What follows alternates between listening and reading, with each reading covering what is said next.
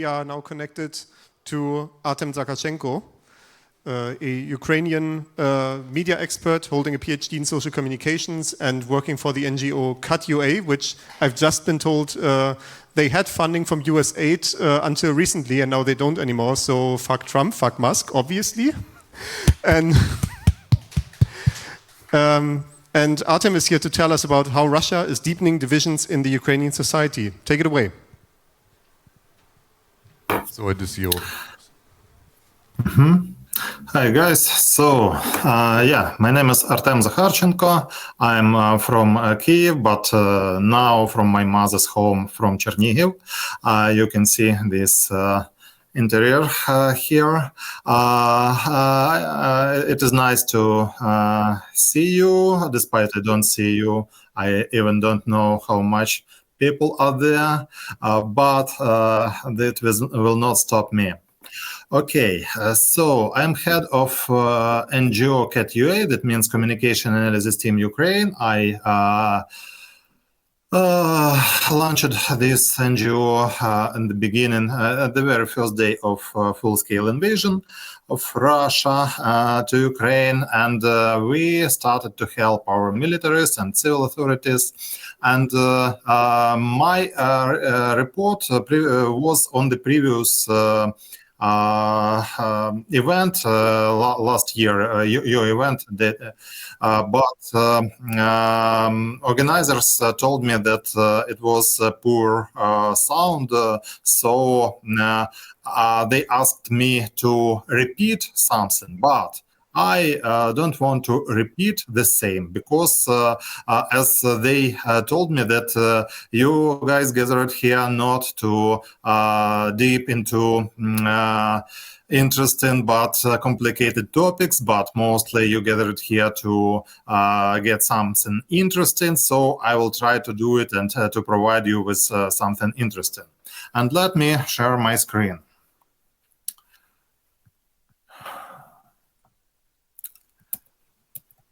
So, how Russians deepen division lines in Ukrainian society?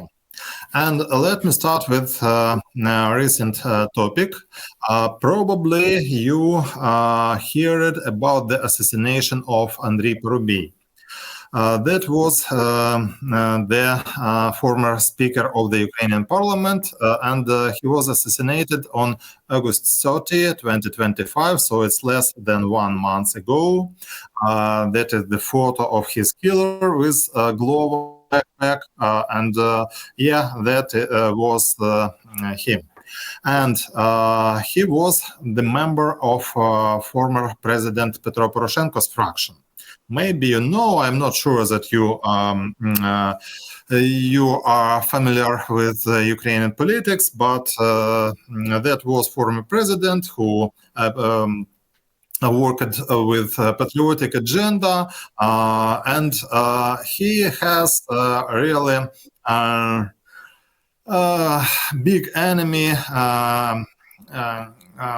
and his enemy is Ukrainian President Volodymyr Zelensky. They are competitors in political life, and they don't like each other at all. So when this assassination happened, Russian bots tried to convince Ukrainians that Porubiy was killed on Zelensky's order. That was maybe quite logical, that political opponents are trying to make other opponents, make their opponents weaker, and so on and so on. So some people even started to share this opinion from Russian bot farms. But then what happened then? What was the plan? They thought that they will convince Poroshenko to accuse Zelensky on murdering Porubiy, and then military personnel who sympathize with Poroshenko will act rashly, and then combat-ready units are being withdrawn from the front to suppress unrest, and then the front is crumbling, and the Russians are advancing. That is the profit. That was not the thing that was actually happened. Because the plan was foiled at the very first point, because Poroshenko immediately declared that Voroby had been killed by Russia. Of course, it was killed by Russia, and later the arrested killer confirmed this. So what's the conclusion? The conclusion is that Ukrainians are ready for the challenges of information warfare. When Russia tried to divide Ukrainian society on Poroshenko supporters and Zelensky supporters and make a clash between them, Ukrainians stopped this plan. Yeah, but are Germans ready? I can see you, so I don't know whether you are. What are the ideas on your faces? Yeah, but I will try to guess that Germans are not so ready as Ukrainians, and that was the idea why I'm presenting this. To you, because we have some experience with interfering with Russia, and that is that is comparatively successful experience. We have some losses in information war, but in general we are advancing in this situation, and probably we can share with you some piece of our experience. Let's continue. Political divide is not the only one in Ukraine that Russians exploit. Of course, among others, there is a dispute between left-wing and right-wing activists. Probably that is very familiar to German history and to German present situation. As for Ukraine, we have right-wing activists who are present in many Ukrainian units. Here is Azov, but it's not the only unit where right-wing activists are present. Probably I should point that you should not believe Russian propaganda that Azov unit is a Nazi battalion. Of course not, and that was proved by many researchers, by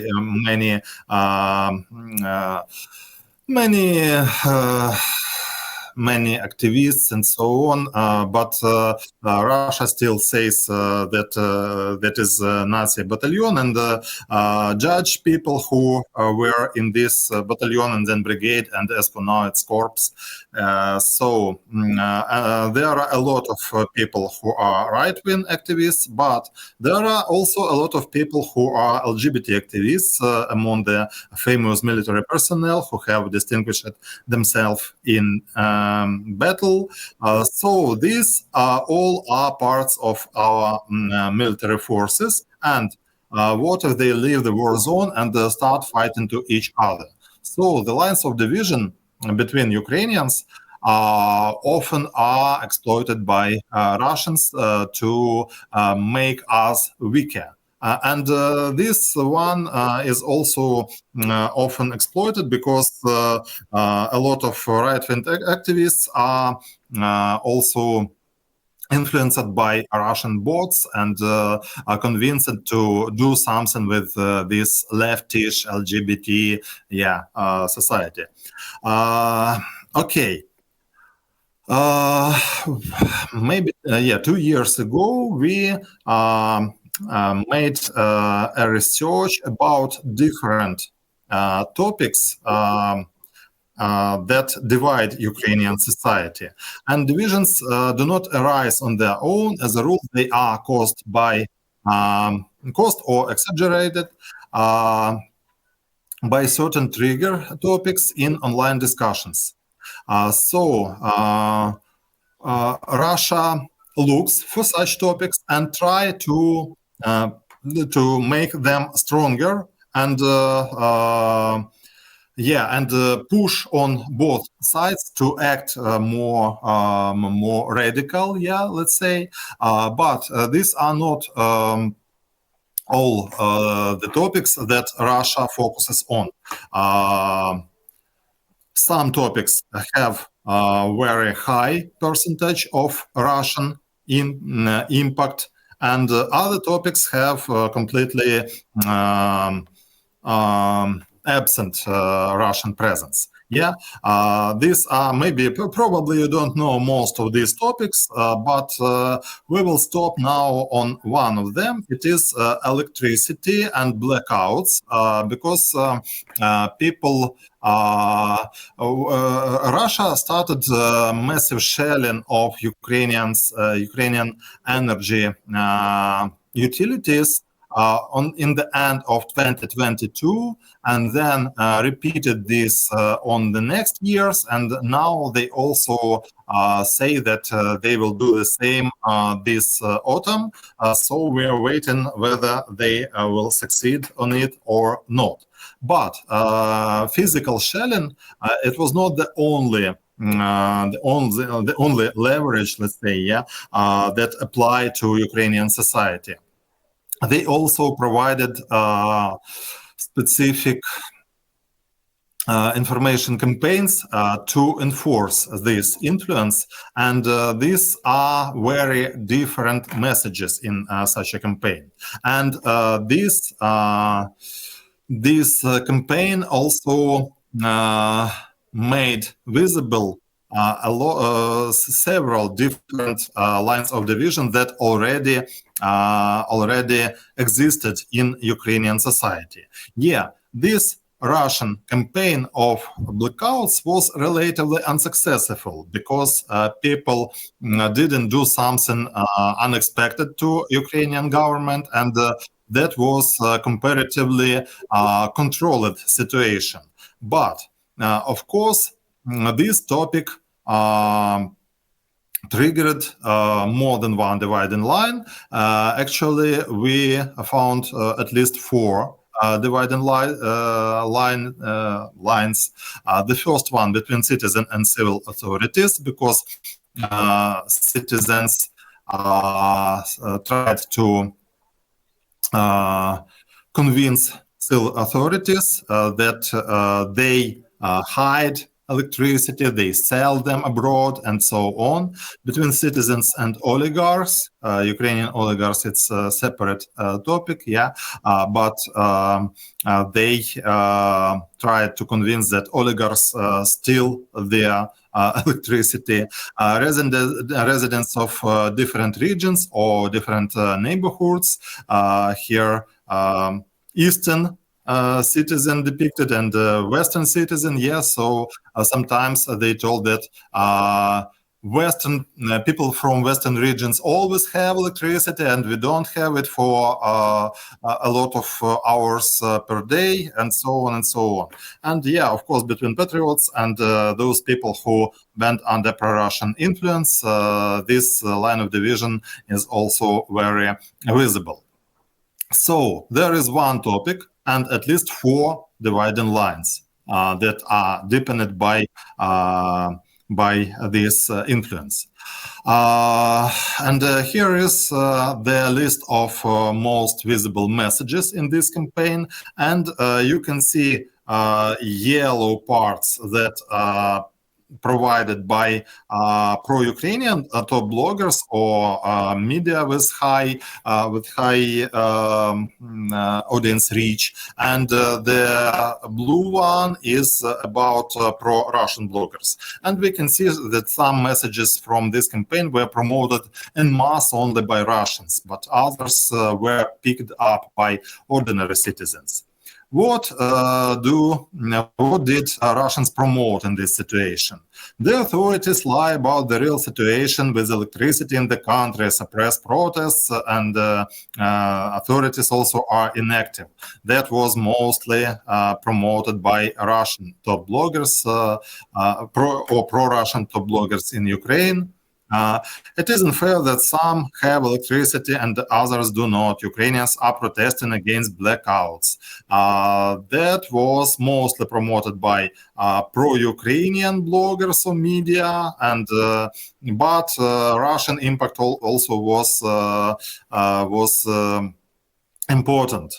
Ukrainians complaining about blackouts are ungrateful, playing along with Russian propaganda. That was mostly promoted by pro-Ukrainian users, but that was also a message that divided Ukrainians on different paths. So even when you are fighting against this line of division, you also divide people. And so on and so on and so on. So you can see how different messages are applied to one unified goal to divide Ukrainians. They use very different messages, but their goal is the same in each case. And that is the slide from our research, but here are the lines of division between different parts of Ukrainian society impacted by different triggering topics. So that is not only the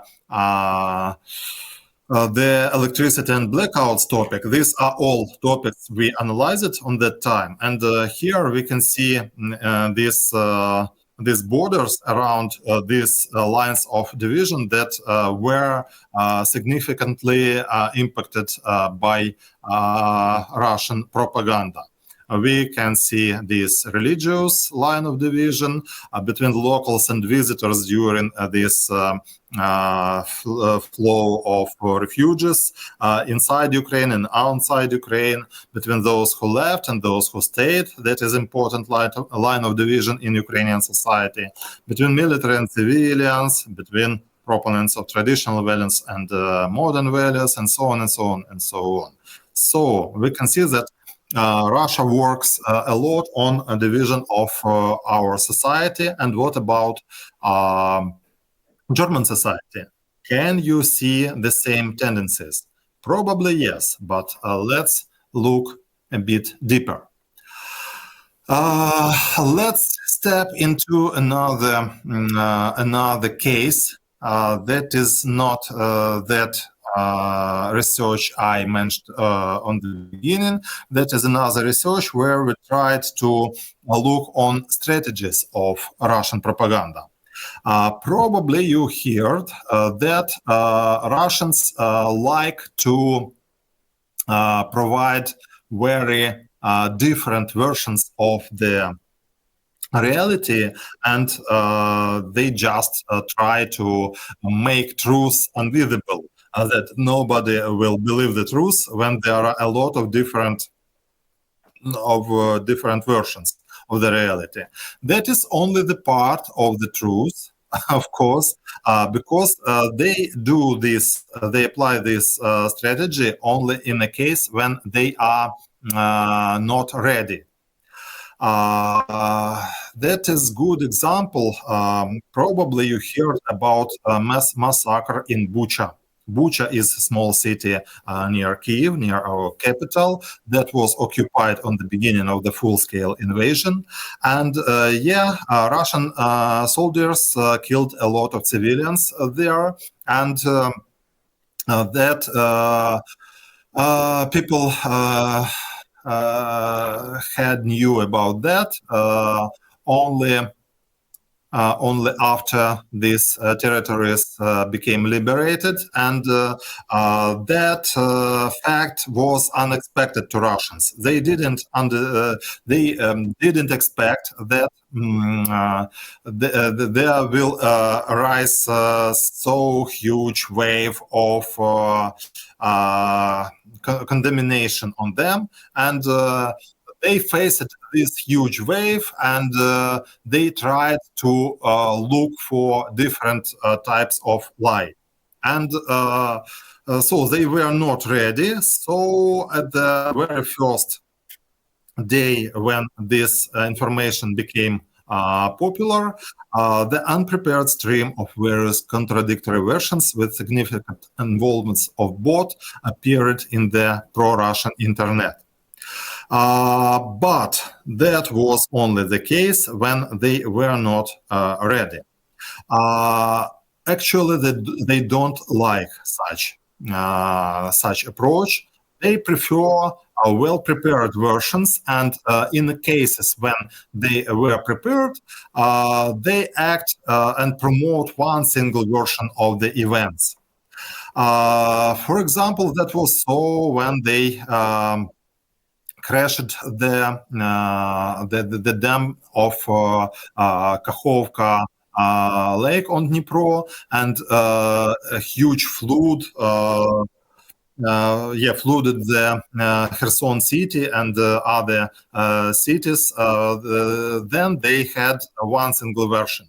And the same they do when they were unprepared, but they have time. So on the beginning, when Bucha situation became visible, they tried to make different versions, but then in a month, in May 2022, they started to promote different version, a well-prepared, unified version disseminated through the top propagandists.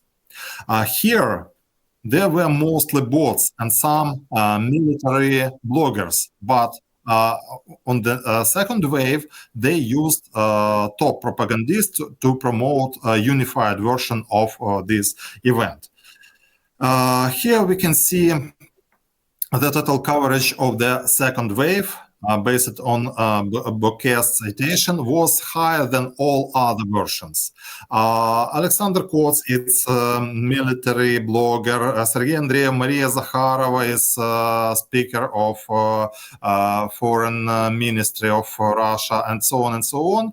A lot of different speakers were applied to promote different versions, but Adrian Bucha, who was so-called French journalist, actually he was not. He was used, and his words were cited in the second wave of the lie about Bucha. So we can see that on the beginning they apply different versions, but then they put all their forces to promote another unified version. So you can see when Russians promote different versions of the reality, probably they are not ready for the event and have to lie on their way. But when they have this unified version, that seems that they were prepared for this event, and that was not unexpected to them. That sometimes that is important when something happened, like Andrei Porubi's death, and we looked whether there are different versions or or they tell one story, and so we make a decision about whether these were Russians who killed them or this were somebody else. And that is key arguments of Russian propaganda about Bucha, and we can see how they applied different versions of what they say happened there. Ukrainians shelled Bucha after the departure of Russians. So they tried to convince people that that were not Russians who killed all these people, that were Ukrainians who shelled Bucha from artillery. The corpses were moved from other places, also they told. No one reported corpses in the city for 4 days. Bodies look unnatural. Characters of stories about Bucha are actors. Or the Russians behaved humanly in Bucha, and so on and so on and so on. So they tried to convince us in very different ways. And also, it is important, they usually, in each information campaign, propaganda campaign, they have one key emotion around which they build their campaign. In the case of Bucha, they built this campaign around the anger. And other emotions were comparatively weak.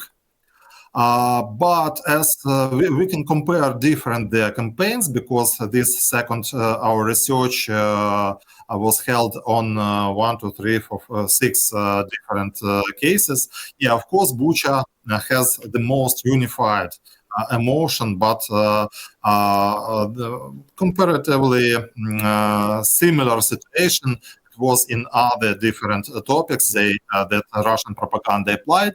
Almost all campaigns are built on negative emotions, as you can see. Only lie about destroyed equipment when they told in the beginning of the war that they destroyed, for example, Patriots. They do it after that, but at the beginning that was lie. So, of course, they built this on joy, or sometimes they applied love, as in the case of fake about students. So you can see that some prominent emotions also they used in some cases. And of course, the question for the end of my presentation is the same. Do you see any similarities with the situation in Germany? I'm ready for questions. Thank you for your attention, and probably it will be better if I will be able to see you. Yes.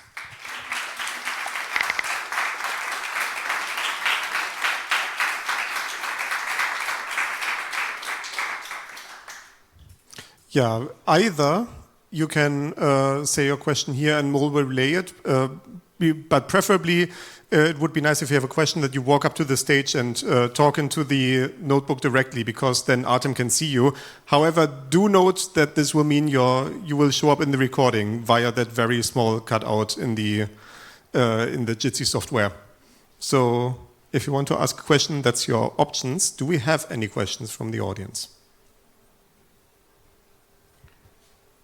I'm actually not seeing any so far. Okay, is it about being on the camera? Who has questions without being on the camera? Okay, there's a question. Do you want to come to us or not? No. Okay, then I will relay it.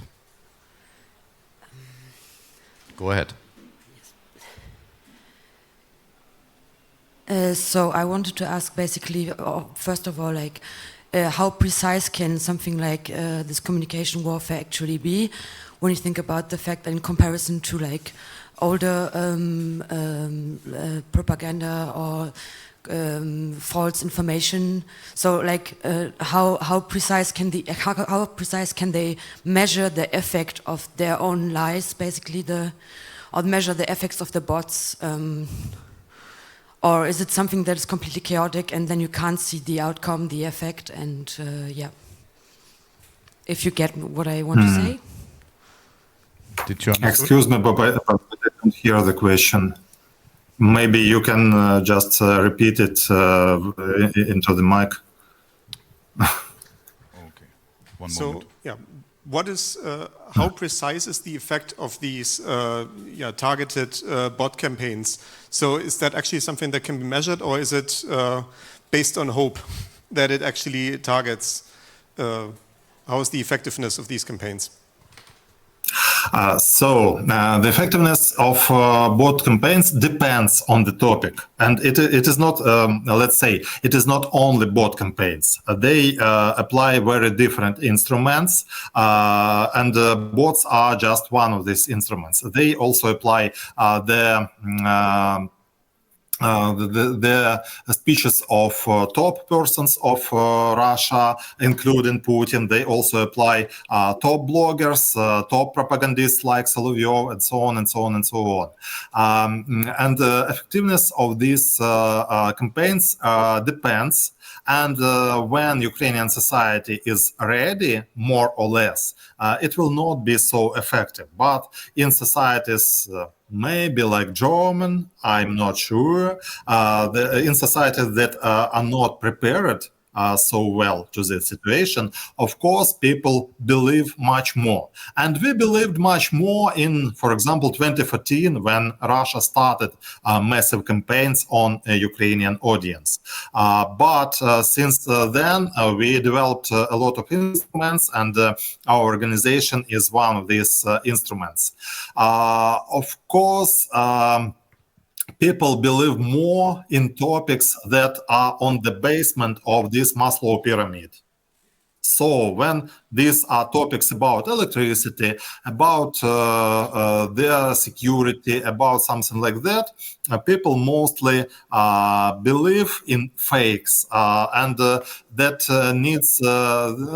is hard to convince them that it's not truth. But when people speak about values, about LGBT rules or right-wing outlook, they are not so convinced. For most of the Ukrainian people, that is not the topic to discuss. So let's be prepared to the situation when Russia will target your basic needs. Do we have any other questions? Yeah.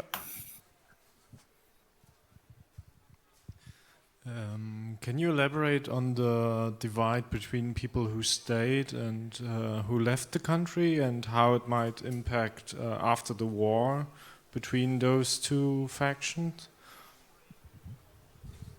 Also, please repeat it. Yeah, we have someone nice here. Can you elaborate on the divide between the people who stayed in Ukraine and the people who left, especially in 2022, and whether there will be problems in reconciling these divides after the war? Oh yeah, that is huge line of division, and we understand that some of people will not return to Ukraine, and Ukraine will probably forget about them, or will not forget when some politicians will use them to gather these votes. But for those people who will come back, that will be huge line of division when they will be accused in the situation that we have a lot of troubles here in Ukraine, but you spend your time in Europe in this more or less good life, and you will come back and you want something from our state, from us. So even now we hear these voices, and when people will start to come back, it will be a huge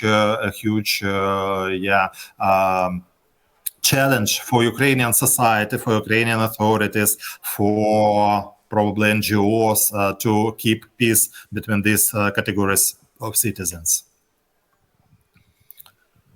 So some more questions?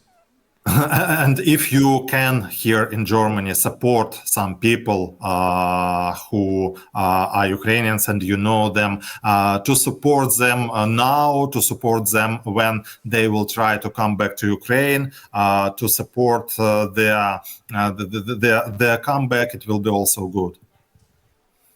Okay, if there's no... Oh no, there are more questions. Otherwise, I also had a question. You can come in front of the camera. I think Artyom would like it to see you. Yes. Sure. Hello. Hello. I wanted to know, because your question, if we feel this kind of division also in Germany, and me for myself, I feel it very, very much. And my question is, like, because you said like Ukrainian society is experiencing this at least since 2014, are there any, ways of solution, or like ways to cope with the situation that you can, maybe that you've experienced in this period of time, that could maybe also help us to cope with it, or to have solutions to unite more again, or to just make sure that this separation isn't getting deeper, or this division? Thank you. Yeah, sure. So there are two ways to work with it, and probably we should apply both of them. The first way is reactive, just react and debunk Russian information campaigns. That is the first way. You should, of course, do this, but usually that is not enough to do this. You also should act proactively, not only reactively, but also proactively. What do I mean? Both lines, both sides between both sides of this line. For example, power authorities and opposition, left-wing, right-wing activists, and so on, they have their own narratives, how they describe why do they feel that their side is important. For example, right activists have this narrative about why they should, I don't know, come back to old good times, make America great again, and so on. And left-wing activists also have their own narrative, their own story. Why do their struggle is important, struggle for human rights, and so on and so on. When we have two different narratives, on the one side and on other side, it is also possible to make unifying narrative about why these two sides need each other. They also need each other. For example, authorities always need opposition to control them. Opposition always need authority because they are the authorities now, and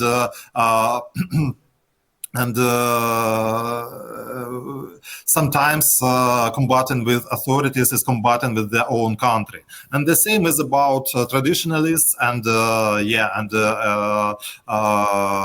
progressive people. Yeah, they need each other to make this movement more to the future more effective.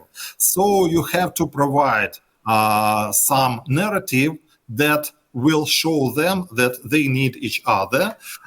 For example, as for Ukrainians who lived and the Ukrainians who stayed, they have very different experience, and they have to share this experience with each other, and that will make Ukraine stronger. For example, Ukrainians who now live in Germany, they have an experience to live in other societies, to apply European practices and so on. But Ukrainians who live now in Ukraine, they have completely different experience, that they have experience to live in very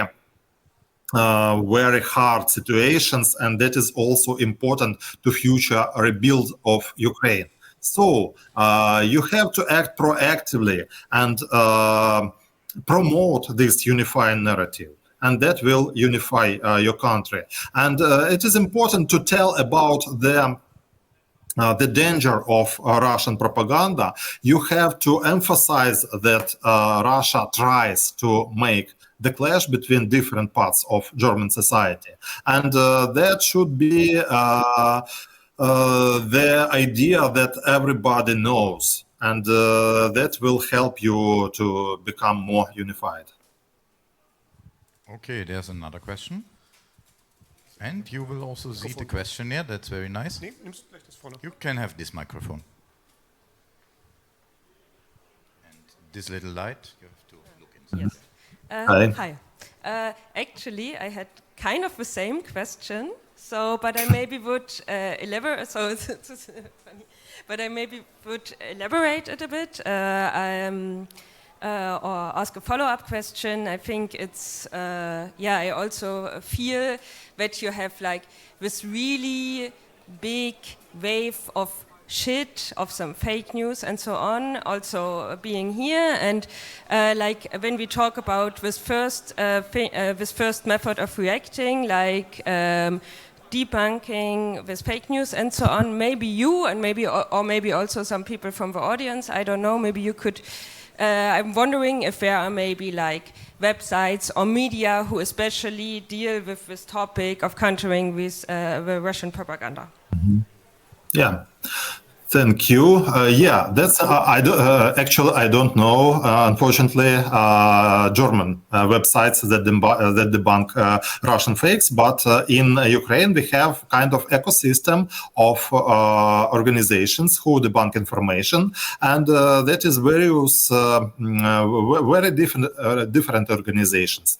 We have state debunkers. Anti-fake organizations, for example, website Spravdi, that is provided by Ukrainian authorities We have several fact-checking organizations that focus on different topics. For example, Detector Media, that is a big Ukrainian organization. And yes, Stop Fake, it's also maybe the oldest Ukrainian anti-fake organization, and so on and so on. I think that in Germany also should have some of such websites, but you have to remember that it's not enough. It's completely not enough because fake news, it's actual facts are only the first level of the impact. There are also three other levels of information impact. The second impact is messages, and in my presentation you have seen these plots of messages and the audience reach of each message. So therefore, the third one is agenda setting. It's you can debunk fake news, but you will help to make this fake news visible. And the fourth level is narrative. So you have to tell stories that will be stronger, will be more interesting than Russian stories. At the beginning of the full-scale invasion, all Ukrainians were united by one story of our struggle, and they mostly didn't believe in Russian fakes just because they didn't interfere with their outlook, with their own narrative. Then it became a bit more complicated to make this narrative interesting because a lot of this Ukrainian society became disorganized, and that was natural because they became tired of war. But at the beginning, they believed in our own narrative and didn't believe in any Russian fake. And that was really cool. So you have to work on all levels, not only debunking the information. You have to recreate your German national narrative. You have to remember why you live in one country. And that will become you resistible to any information impacts. Yeah, I think we have time for one more question. I saw a hand before. There's one. Okay. You are the lucky one. Do you want to come to the front or? Okay, we'll do it from here. Hello. Yeah, I have a question because I look at the conflict from a, I think, communist or anarchist perspective, and I don't think that patriotism in any country can be the solution for the problems we see in the world. And now the question is that something, is that a message that Russia is also trying to send out to the world in the hopes that it will reduce patriotism, for example, in Germany or Ukraine? Or is that something that they shy away from because they fear their own people will be agitated against their corrupt authority? I also need repetition. Yeah. I'm coming. I will do my best to summarize it. So the question is from a leftist perspective that is skeptical of patriotism, whether this is a perspective that is also used by the Russians to like instill a to instill anti-patriotism in the Ukrainians, or whether that's something that they'd rather not touch because of fear that it might spread to Russians as well. Like they are obviously playing the patriotic game just as much, if not more.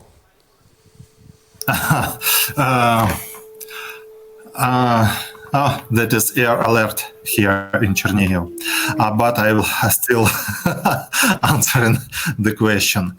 I'm not sure that I have got it well. So whether Russians deal with some topics and with other they don't. Excuse me. Okay, can you please? Like so, on the left, there is a natural skepticism of patriotism and nationalism, right? Yeah, I see. And whether the Russians are harnessing that, or whether they are fearful that trying to tap into that narrative would spill over to Russia. Actually, I spent 1 year in Germany at the beginning of the full-scale invasion, and I also faced this situation when it is natural for Ukrainian to tell that I am a patriot of Ukraine and I wear this embroidered shirt and so on and so on. And for German, it's usually, I lived in Bremen. It was mostly leftish city, so that was interesting situation when people didn't tell that they are Germans and they proud that they are Germans. Actually, that is not the case when you have to come back to the image of German that was, for example, in 19th century or in the beginning of 20th century. You have to, you can create any that you wish. You can create very modern image of German, very different from that situation that was before. But you have to do it to unify your people for struggle, because when you don't. When people don't know why should you protect your home from Russians, they will come and they will take you. As, for example, the best situation when people didn't have their narrative and they lose the war. It's Afghanistan, when people of the government soldiers did not understand why should they fight for their democratic, let's say, democratic Afghanistan country. But Talibs understood why should they fight. So they took advantage and that was very fast, several months, and all the Afghanistan was the Taliban.